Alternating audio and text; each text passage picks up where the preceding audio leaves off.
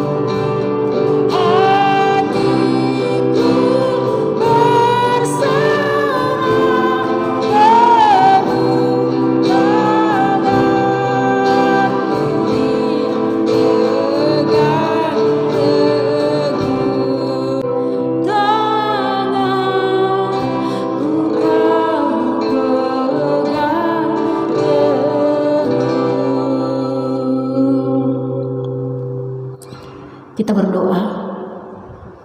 Kami ucap syukur Tuhan Yesus Allah Bapa yang kami sembah pada pagi hari ini karena kasih karunia-Mu Tuhan Yesus yang Kau anugerahkan kepada kami.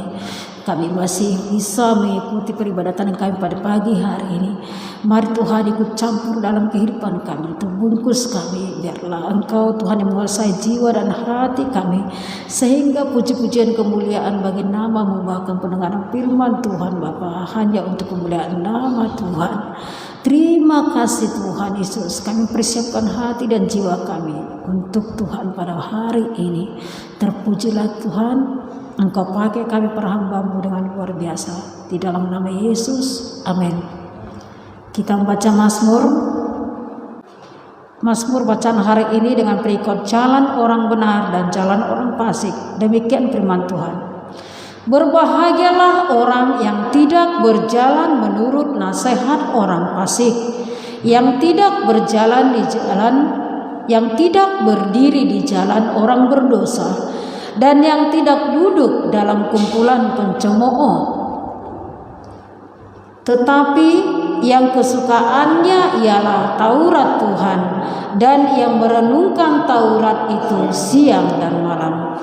Ia percaya ia seperti pohon yang ditanam di tepi aliran air, yang menghasilkan buahnya pada musimnya dan yang tidak layu daunnya. Apa saja yang diperbuatnya berhasil. Demikian firman Tuhan. Terpujilah Tuhan. Kita bernyanyi lagu pujian. Ku menyembah.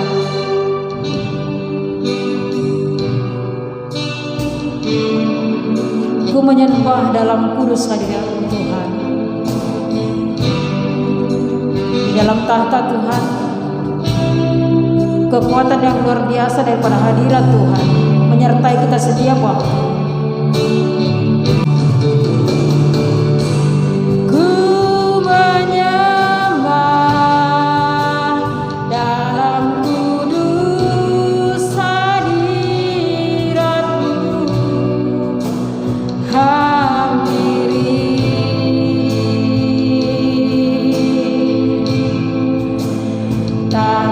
Kasih karuniamu Bapa.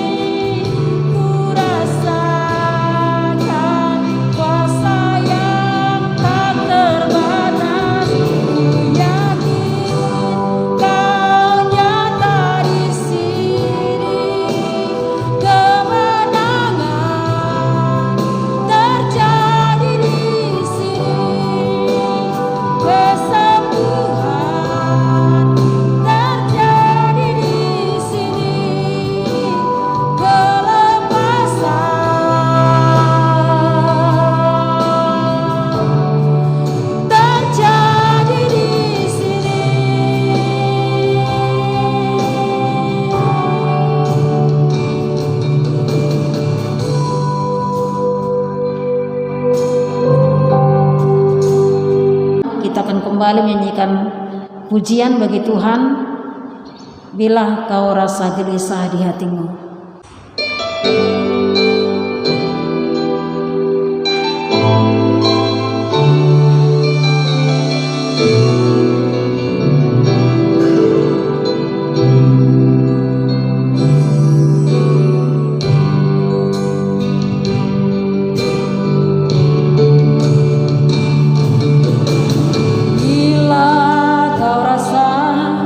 Gelisah di hatimu, bila dalam kabut membentuk harimu, ingat masih ada seorang penolong bagimu. Yesus tak pernah jauh darimu. Bila cobaan,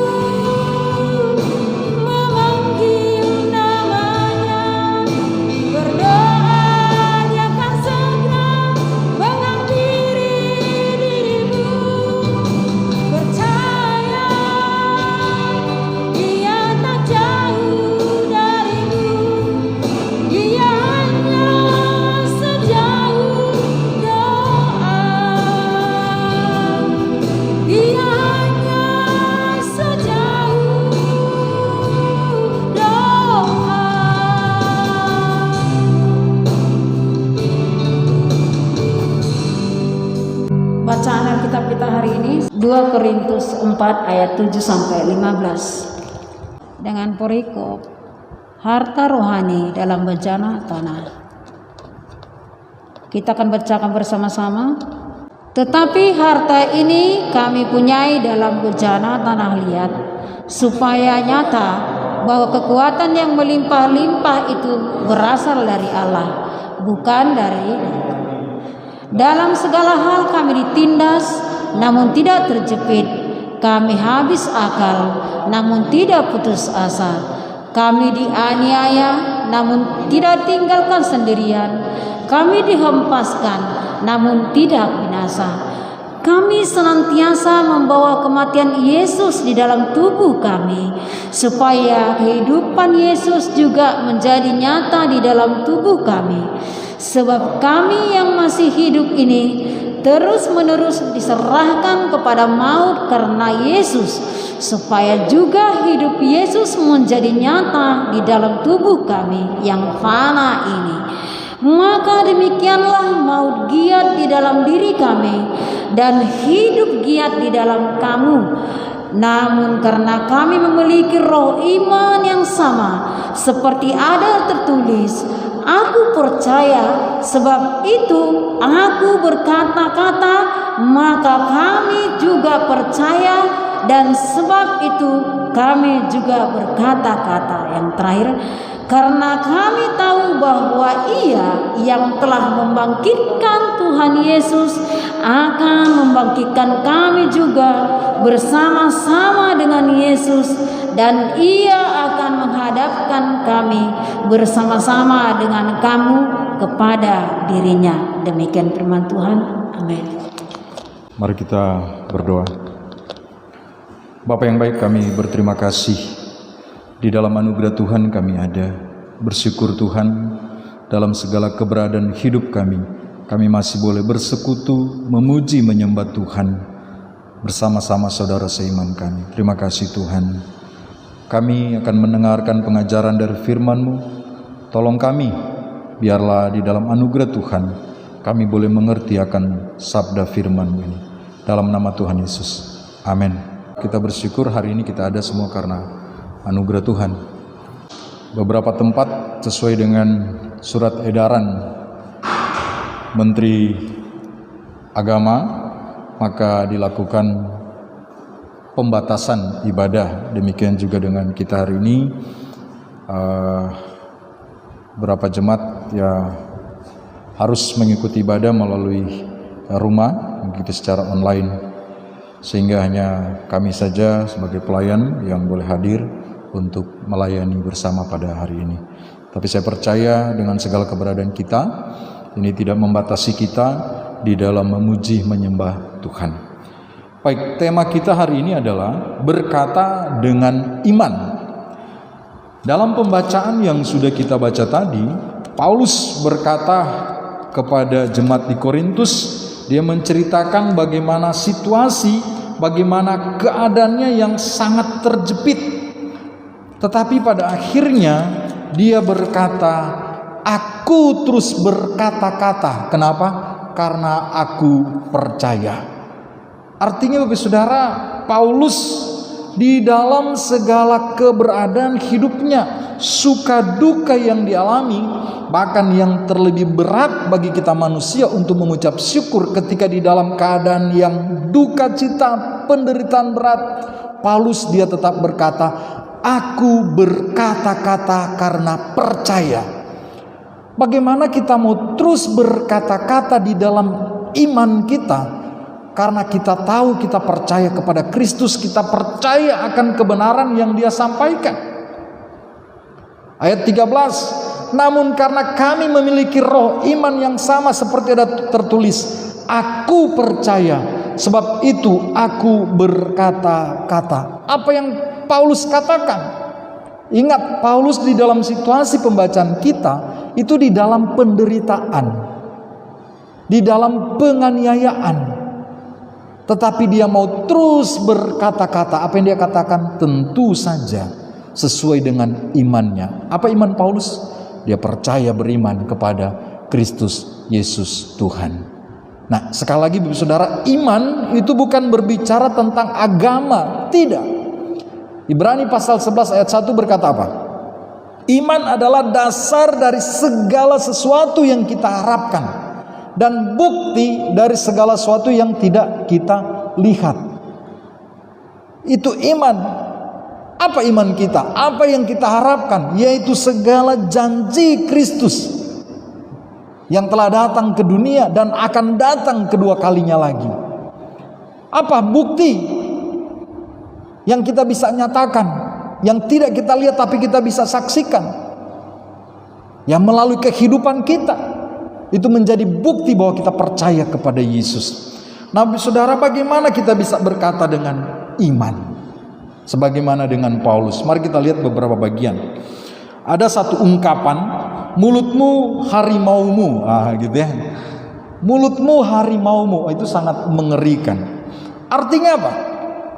Dengan mulut kita itu bisa mendatangkan masalah bagi kita, atau juga dengan mulut kita juga bisa mendapatkan hasil yang baik, mangsa kita. Mulutmu harimaumu, artinya Bapak Saudara, mulut kita itu akan sangat mempengaruhi bagaimana perjalanan iman kita. Orang bisa menilai kita dari perkataan-perkataan iman yang keluar dari mulut kita. Ya, jadi hati-hati ketika kita berkata-kata, karena persoalan yang kecil itu akan menjadi besar karena mulut. Nah, mari kita lihat, ternyata Bapak Saudara, mulut kita, perkataan kita itu memiliki kuasa. Apa kuasa perkataan? Perkataan yang keluar dari mulut kita itu mampu membawa perubahan. Perubahan apa yang bisa terjadi? Yang lemah itu bisa dikuatkan dengan perkataan kita. Ketika kita boleh menghiburkan orang yang sedih, bisa kemudian dihiburkan dan mendatangkan sukacita. Yang putus asa bisa mendapatkan pengharapan dengan perkataan kita. Orang yang sudah lemah, sudah letih, lesu, ketika ada orang datang menguatkan, teman, sobat, kamu orang yang hebat, kamu bisa melaluinya. Dia bisa mendapatkan kekuatan. Tapi sebaliknya, orang yang mungkin sedang menggebu-gebu melakukan sesuatu, ketika mendapatkan protes, kritikan, langsung down gitu ya. Langsung lemah, langsung putus asa. Akhirnya berkata, ya sudahlah, saya memang gak bisa berbuat apa-apa. Ya. Wah, itu langsung melemahkan seseorang. Artinya saudara, jangan pernah meremehkan perkataan kita. Karena perkataan bisa membangun atau bisa juga meruntuhkan. Bisa menguatkan, bisa juga melemahkan. Nah, pertanyaannya, mengapa perkataan tersebut, perkataan kita itu hanya kata-kata, itu bisa memberi dampak tadi? Kok hanya kata-kata kok bisa menguatkan orang, bisa melemahkan? Kok kata-kata kok bisa melukai seseorang? Ataupun hanya dengan kata-kata kok bisa menyembuhkan seseorang? Kenapa bisa? Beda kan? Kalau senjata nyata, parang tebas, langsung melukai. Tapi ternyata Bapak Saudara, luka yang disebabkan oleh perkataan itu terkadang sembuhnya lebih lama daripada luka yang disebabkan oleh parang atau benda tajam.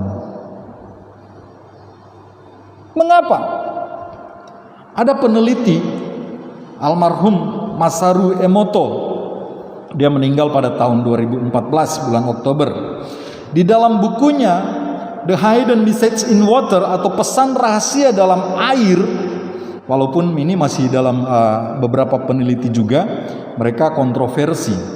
Ya, dia menemukan gini, air dari beberapa ribu air yang diambil dari beberapa tempat, Masaru Emoto dia mendapatkan dalam penelitian gini, air yang kemudian di dalam gelas itu diberi ucapan kata-kata positif, ya, jadi ngomong di air gitu.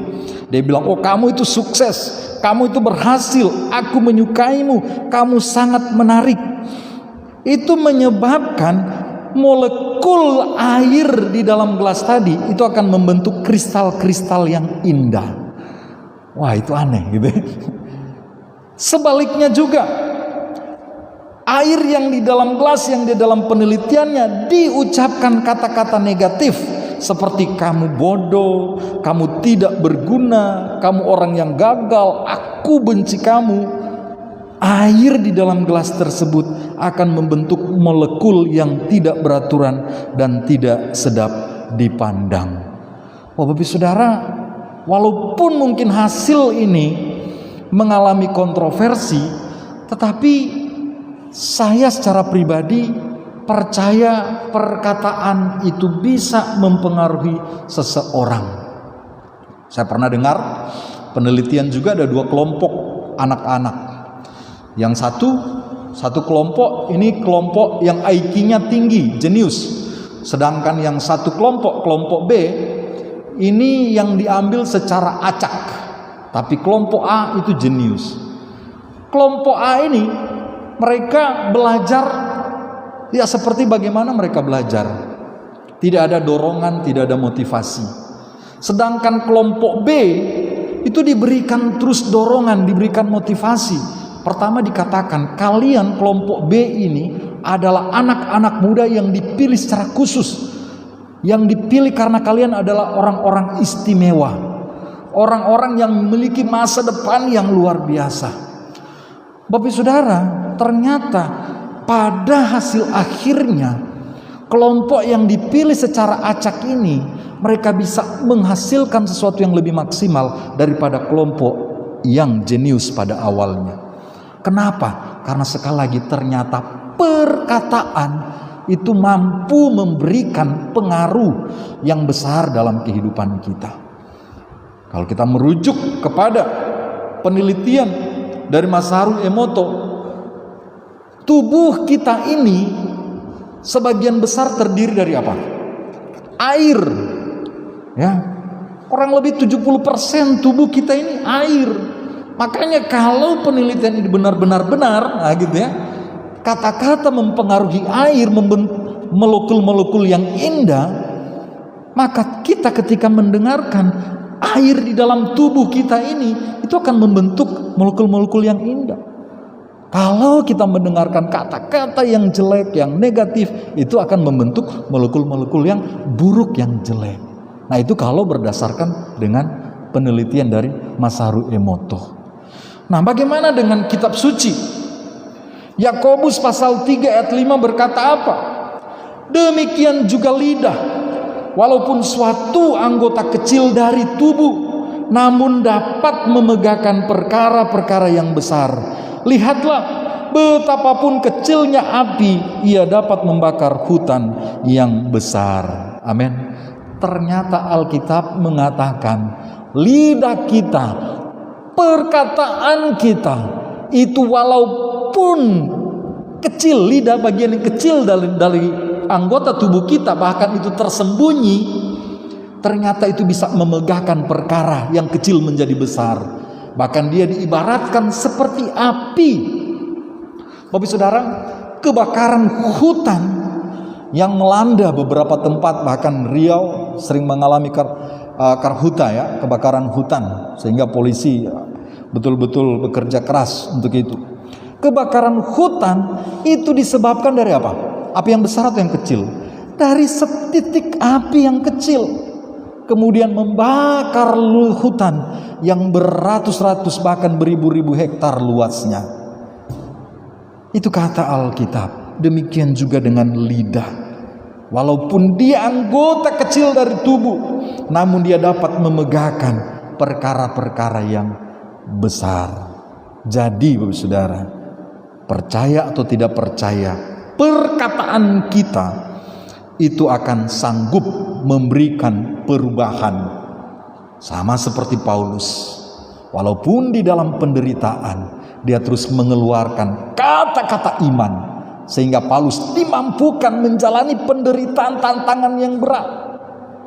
Dia dianiaya, bahkan mau dibunuh, tapi dia terus mendengarkan apa yang Tuhan firmankan. Dia terus berkata-kata karena dia percaya. Nah Bapak Saudara, mari kita lihat kira-kira apa dampak perkataan yang kita dengar selama ini terhadap diri kita. Ini ada beberapa emoji gitu ya. Keadaan kita seperti apa? Dampak dari perkataan yang kita dengar selama ini seperti apa? Apakah yang sebelah ini gitu ya? Yang gini gitu ya? Senyum gitu ya? Gini ya? Itu artinya apa itu, Dek? Kalau yang gini gimana itu, Dek? Artinya dia apa? Dek Farli? Dia senang, bahagia, betul ya? Kalau dia yang di sebelah sana, wah, sambil keluar air mata apa itu? Nangis kah dia tuh? Enggak, dia tertawa bahagia, betul kah ya? Kalau kakak yang mana? Yang bawah ini kan? Atau yang atas? Yang bawah ini sedih gitu ya. Putus asa, aduh. Yang sebelah sana? Gimana, Dri? Hah? Dia menampilkan wajah sukacita, tetapi di balik sukacita itu ada kesedihan. Ada topeng yang memakai. Tapi saudara, masih banyak lagi emoji yang tidak ditampilkan. Paling tidak ini menggambarkanlah situasi kita. Dampak dari perkataan yang kita dengar selama ini itu bisa seperti ini. Bisa membuat kita putus asa, bisa membuat kita bahagia, membuat kita penuh dengan pengharapan, atau juga bisa membuat kita berwajah dua. Ya, membuat kita ya karena orang sering ngolok kita, ya sudahlah. Di depan mereka kita ya tampilkan wajah sukacita, padahal di belakang kita penuh dengan penderitaan. Ya. Ini dampak dari emoji. Saya tidak tahu bagaimana keadaan kita, dampak dari perkataan yang kita alami selama kita hidup sampai saat ini. Percaya atau tidak percaya itu memberikan dampak bagi kita. Ya. Nah, untuk itu firman Tuhan mengingatkan kepada kita bagaimana supaya kita boleh menghadapi dampak dari perkataan-perkataan yang kita dengar selama ini. Pertanyaan saya, Bapak Saudara, mengapa perkataan-perkataan tersebut bisa memberi dampak seperti tadi? Dampaknya kok seperti ini, kenapa? Karena yang pertama, kita dengar apa yang dia katakan, betul ya? Kalau apa yang dia katakan kita nggak dengar, kira-kira akan memberi dampak bagi kita nggak? Orang ngolok kepada kita tapi kita nggak pernah dengar, gimana? Oh, kita tetap akan teguh. Saya ingat kisah, ini cerita ya, cerita dongeng gitu ya, tapi sangat bermakna. Katanya ada 2 ekor kucing yang kemudian mereka terjebak di dalam satu ember yang berisi mentega. Bukan kucing, tikus ya, di dalam mentega. Karena mereka makan mentega cuma masuk situ. Ketika mereka masuk di dalam ember yang berisi mentega, teman-temannya yang di atas itu teriak, rasain kalian itu rakus, kalian itu bodoh, gara-gara keserahan kalian mati di tengah-tengah makanan. Jadi diolok-olok terus. Bapak Saudara, lama-lama 1 ekor tikus itu mati tenggelam di dalam mentega. Tetapi anehnya, 1 ekor tikus yang berada pada situasi yang sama itu kemudian tiba-tiba bisa melompat keluar. Dia terus berjuang, dia bercakar-cakar. Satunya sudah mulai tenggelam, yang satu ini enggak, dia terus bercakar terus. Mentega tadi yang terus dia cakar lama-lama menjadi keras. Dan akhirnya dia keluar, dia bisa lolos dari maut itu. Wah, ternyata apa yang membedakan? Yang satu mati, yang satu tikus bisa keluar. Rupanya tikus yang keluar tadi itu adalah tikus yang tuli. Jadi ketika dia melihat teman-temannya banyak di atas, dia pikir mereka sedang memberikan dia semangat, bersorak-sorak untuk dia. Woi, kamu bisa, mungkin dia dengar gitu. Sedangkan yang satu yang punya pendengaran, dia terlalu dengar, oh kamu nggak bisa, kamu serakah. Akhirnya dia mulai lemah, akhirnya dia mati tenggelam. Bapak Saudara, begitupun dengan hidup kita. Mengapa perkataan-perkataan orang di sekeliling kita memberi dampak yang buruk bagi kita? Yang pertama, kita mendengarkan. Terlalu banyak mungkin kita mendengarkan perkataan orang sehingga melemahkan kita. Dan kita mungkin jarang mendengarkan perkataan firman Tuhan. Lebih banyak kita dengar perkataan orang tentang diri kita daripada kita mendengarkan apa kata firman Tuhan tentang diri kita. Kalau kita terus mendengarkan firman Tuhan, walaupun mungkin banyak orang yang berkata-kata tidak baik tentang kita, tapi kalau kita punya penangkal, punya perisai iman, kita punya tameng tentang perkataan firman Tuhan, itu akan menyembuhkan perkataan-perkataan negatif yang diberikan orang kepada kita. Jadi Bapak Saudara, mengapa kita lebih terpengaruh dengan perkataan orang daripada perkataan firman Tuhan? Mana yang lebih berkuasa? Perkataan firman Tuhan atau perkataan orang? Ayo, Dri, mana lebih berkuasa? Perkataan firman Tuhan atau perkataan orang? Firman Tuhan. Tapi terkadang yang lebih berdampak besar bagi kita perkataan siapa? Perkataan orang atau perkataan firman Tuhan? Kenapa? Kenapa perkataan orang kemudian berdampak lebih besar kepada kita daripada perkataan firman Tuhan? Karena terkadang satu, kita lebih banyak mendengarkan apa yang disampaikan orang kepada kita daripada apa yang disampaikan firman Tuhan. Bukan lagi cuma kita dengar, setelah kita dengar apa? Kita ingat terus, kita renungkan terus perkataan orang itu, menyebabkan apa? Sakit hati.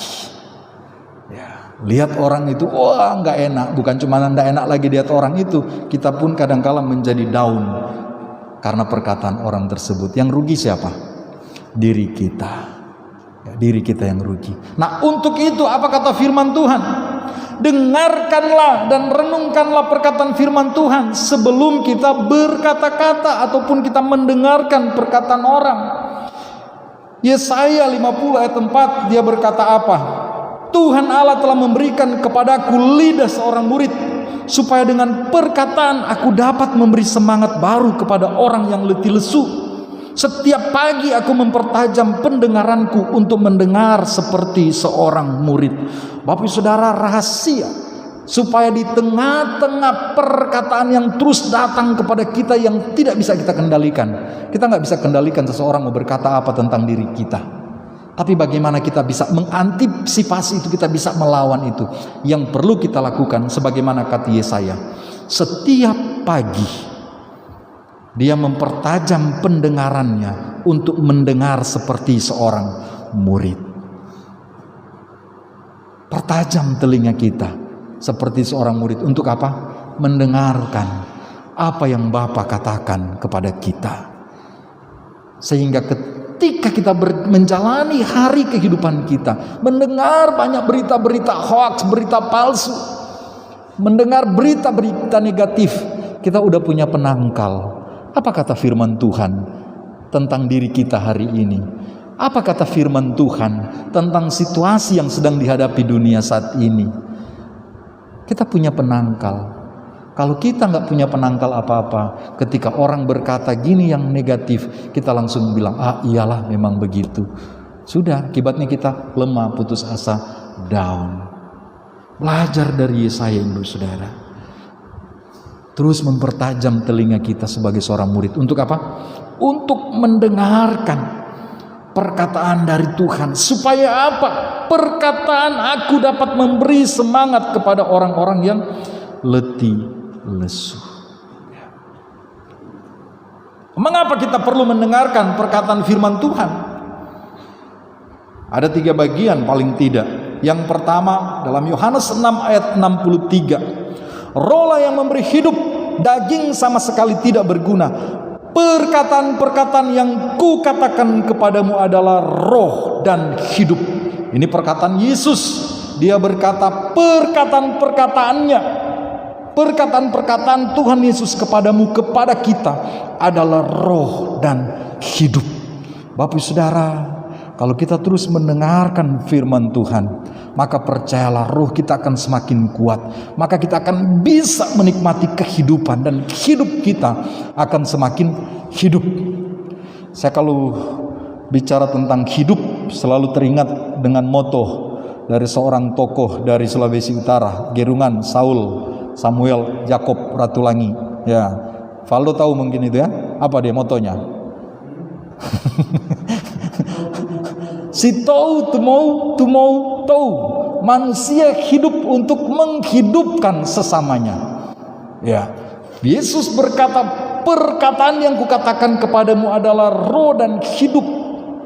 Firman Tuhan yang kita baca, kita dengarkan akan terus memberikan kita kehidupan. Makanya dengarkan firman Tuhan. Percayakan kebenaran firman Tuhan. Yang kedua, B. Wahyu 22 ayat 7. Firman Tuhan berkata apa? Sesungguhnya aku datang segera. Berbahagialah orang yang menuruti perkataan-perkataan nubuat kitab ini. Bapak Saudara, kenapa kita mendengarkan firman Tuhan? Karena ternyata kita akan disebutkan sebagai orang-orang yang berbahagia kalau kita mendengarkan akan firman Tuhan. Itu kata Tuhan. Kalau kita mendengarkan berita-berita hoax, kita mendengarkan berita-berita negatif, maka kita akan menjadi orang yang sengsara. Tapi kalau kita terus mendengarkan berita firman Tuhan, maka firman Tuhan berkata kita akan menjadi orang yang berbahagia.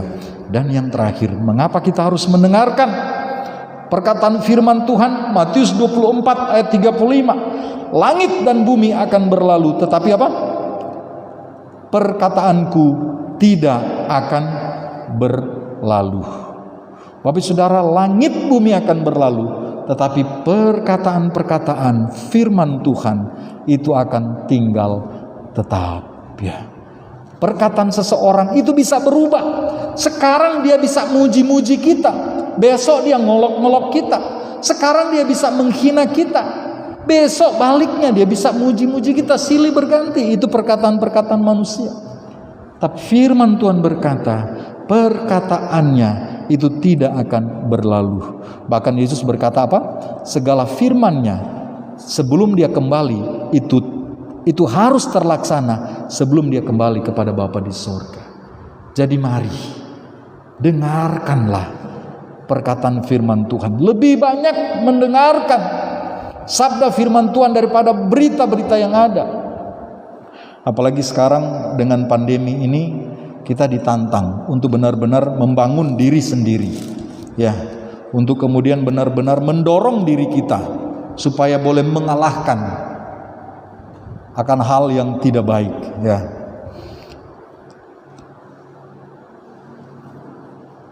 Perkataan kita bukan saja dapat didengar, tetapi ternyata saudara, perkataan kita itu juga dapat dibaca dan dilihat orang lain, ya. Apa yang kita katakan itu memberi dampak yang luar biasa. Kenapa? Karena apa yang kita katakan itu bukan saja didengar oleh orang, tapi itu bisa dibaca dan juga bisa dilihat oleh orang lain. Untuk itu 1 Yohanes 3:18 firman Tuhan menasihati kita, anak-anakku, marilah kita mengasihi bukan dengan perkataan atau dengan lidah saja, tetapi dengan perbuatan dan dalam kebenaran. Ya. Kiranya Tuhan menolong kita, memampukan kita di tengah situasi yang kita alami sekarang, di tengah-tengah banyaknya informasi yang negatif yang kita dengar, kita mau terus memperbesar intensitas kita untuk mendengarkan firman Tuhan, supaya memampukan kita boleh memfilter, menyaring hal-hal yang baik dan tidak baik, dan terus memberikan kita kekuatan menjalani hari-hari kita ke depan. Akhirnya kesimpulan bagi kita semua, berkata dengan iman. Perkataan kita akan menggambarkan apa atau siapa yang kita imani. Betul? Berkata dengan iman, berkata-katalah sesuai dengan iman kita. Apa yang kita percayai tentang Tuhan Yesus, kiranya itu terus mengalir dalam perkataan-perkataan kita. Apa yang kita dengar, informasi-informasi dari luar, bahkan penelitian apapun, tetap saringlah sesuai dengan iman kita. Perkataan seseorang, perkataan tetangga, perkataan siapapun, sebelum masuk ke telinga kita, sebelum kita resapi, mari pasang filter firman Tuhan, supaya apa yang kita dengar bisa membangun diri kita, sehingga apa yang keluar dari mulut kita, perkataan-perkataan kita, itu juga bisa membangun orang lain sesuai dengan firman Tuhan. Yang kedua, perkataan kita akan memberi dampak yang mendalam dan dalam jangka panjang. Apa yang kita katakan, Bapak Saudara, jangan pernah anggap remeh, karena itu akan memberi dampak yang sangat mendalam, ya. Tapi terkadang manusia lebih senang mengingat perkataan negatif tentang dirinya daripada perkataan positif. Akibatnya apa? Bertahun-tahun hidup dengan memori perkataan yang negatif, sehingga membuat dia semakin down. Sekarang ubah, Bapak Saudara. Apapun perkataan yang kita dengarkan dari orang, terus saring itu dengan firman Tuhan. Saring dengan firman Tuhan. Supaya apa? Supaya terus membangun diri kita. Kalau enggak, kita sendiri yang rugi. Sekali lagi saya mau katakan, kita enggak bisa mengendalikan orang untuk berkata-kata, tapi kita bisa mengendalikan diri kita untuk mendengarkan apa yang orang katakan, dan kita juga yang kemudian bisa mengendalikan diri kita untuk berkata-kata, bukan orang lain, ya. Kiranya Tuhan memberkati kita. Efesus pasal 4 ayat 29. Mari kita baca bersama. Demikian firman Tuhan. Janganlah ada perkataan kotor keluar dari mulutmu, tetapi pakailah perkataan yang baik untuk membangun di mana perlu, supaya mereka yang mendengarnya beroleh kasih karunia. Kiranya Tuhan memberkati kita terus berkata-kata dengan iman, sehingga mewarnai situasi kita, lingkungan kita, bahkan dunia ini dengan perkataan-perkataan firman Tuhan yang akan memberi dampak sampai pada kekekalan. Tuhan Yesus memberkati. Mari kita berdoa. Bapa, kami berterima kasih di dalam keterbatasan kami boleh mendengarkan sabda firman-Mu, boleh merenungkan. Terima kasih Allah Roh Kudus, hamba percaya hanya oleh karena pengertian dari-Mu saja kami boleh mengerti akan rahasia kebenaran firman Tuhan ini. Bahkan hal-hal yang mungkin saat ini belum kami mengerti, hamba percaya di dalam pertolongan Allah Roh Kudus akan memberikan kami kemampuan pada suatu hari kelak untuk mengerti akan sabda firman-Mu ini. Untuk itu kami membuka diri, hati dan pikiran kami biarlah terus di dalam pengendalian Allah Roh Kudus, supaya kami boleh mengerti firman-Mu dan kami boleh hidup di dalamnya. Terima kasih banyak Bapa. Waktu ini juga kami berdoa bagi saudara-saudara kami yang tidak bersama-sama dengan kami. Tuhan terus menolong mereka, memberkati mereka dengan situasi yang sedang dialami saat ini, dengan adanya pembatasan-pembatasan untuk berkumpul bersama-sama karena pandemi COVID-19 ini. Tuhan tolong sehingga dimanapun kami bersekutu, beribadah, memuji, menyembah Tuhan, di situ Tuhan ada sebagaimana ketetapan firman-Mu, di mana 2-3 orang berkumpul di dalam nama Tuhan Yesus, maka di situ Tuhan ada. Tuhan mampukan sehingga anak-anak Tuhan di tengah pandemi tetap diberikan kekuatan, kemampuan. Demikian juga gereja-gereja sebagai lembaga, Tuhan terus kuatkan sehingga melalui kehadiran lembaga-lembaga gereja ini terus memberikan perkataan-perkataan yang baik untuk menggarami dunia ini. Terima kasih Tuhan. Berdoa bagi saudara-saudara kami yang mungkin sedang mengalami gangguan kesehatan. Tuhan tolong, biarlah di dalam nama Tuhan Yesus mereka diberikan kekuatan untuk mengalami pemulihan. Bapa di sorga, secara khusus hamba berdoa untuk anak-Mu Pak Nopel Simpson yang mengalami gangguan sakit tulang belakang. Tuhan, Engkau lebih tahu apa yang sedang dia alami. Hamba berdoa biarlah di dalam nama Tuhan Yesus dia boleh mendapatkan kesembuhan dalam nama Tuhan Yesus. Beri dia kekuatan, kemampuan untuk menjalani masa-masa perawatan ini sampai dia mengalami pemulihan. Berkati istrinya Bu Lisna, berkati keluarganya, biarlah mereka boleh terus saling menguatkan satu dengan yang lain. Terima kasih Tuhan. Demikian juga saudara-saudara kami yang sedang di dalam perjalanan keluar kota, Tuhan terus memberkati mereka. Biarlah apa yang menjadi tujuan mereka keluar kota bisa terpenuhi di dalam anugerah Tuhan dan bisa kembali lagi dalam keadaan selamat. Berdoa juga berapa anggota jemaat berapa hari ke depan ada rencana untuk keluar kota, untuk berlibur bersama dengan keluarga. Juga Tuhan menolong mereka sehingga di situasi pandemi ini mereka terus diberikan hikmat perlindungan dari Allah, sehingga dijauhkan dari mara bahaya malapetaka. Mereka boleh pergi menikmati kebersamaan dengan keluarga, menyegarkan iman mereka dan boleh kembali lagi dalam keadaan selamat. Terima kasih Tuhan, terima kasih. Apa yang kami butuhkan, kami percaya semua di dalam pengetahuan Tuhan. Untuk itu Bapa, menyerahkan hidup ini sepenuhnya ke dalam tangan Tuhan. Apa yang Tuhan katakan kami percaya, apa yang Tuhan firmankan kami percaya. Untuk itu Bapa, jadilah pada kami seturut dengan kehendak-Mu saja. Ini kami Tuhan berdoa, menyerahkan semuanya hanya di dalam nama Tuhan kami Yesus Kristus. Amin. Oke, baik jemaat Tuhan, pengumuman untuk kita minggu depan tanggal 27 kita akan ibadah bersama dengan GKI Jaka Setia Jakarta melalui Zoom ya, yang ada. Kita bisa mengikuti bersama-sama, nanti linknya akan kami bagikan. Terus nanti hari Rabu Rabu depan ibadah sharing live kita yang biasanya diadakan pada hari Kamis itu dialihkan ke hari Rabu ya. Nanti bertempat di rumah keluarga Pak Henry di blok blok K30 ya. Kalau ada yang tidak tahu nanti bisa bersama-sama dengan kami ke sana jam 7:30 sampai dengan 8:30. Oke, demikian pengumuman untuk kita. Kiranya Tuhan memberkati kita, menolong kita di dalam kita menjalani hari-hari ke depan kita.